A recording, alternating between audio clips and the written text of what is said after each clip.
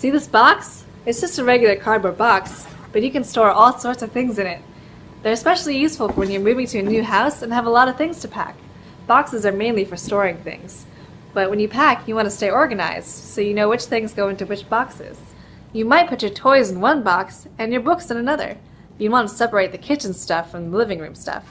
Boxes are great for organization, but you have to make sure they're the right size. I mean, you couldn't put a vacuum cleaner in a box like this size. You know, sometimes we try to do that with God. God is huge. He's bigger than the earth, the sun, and the universe. He created the universe.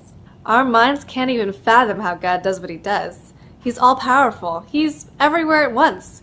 So why do we try to put God in a box? What I mean by that is, a lot of times we think God can't do something. For instance, have you ever prayed for the salvation of a friend? Maybe a family member? Have you ever prayed for the salvation of your city? What about your state? What about the whole country? If you don't believe God can save your city, you're putting God in a box. Don't forget, he's the one that created the world. Know that God has no limits. You can trust him with anything. If you have something big on your heart that God has asked you to pray for, don't put it aside or think it's impossible. Just pray. You'll be amazed at what God can do. 1 Corinthians 2:9 says, "However, as it is written, no eye has seen, no ear has heard, no mind has conceived what God has prepared for those who love him." Don't put God in a box. Pray as big as you can so you and your faith can grow.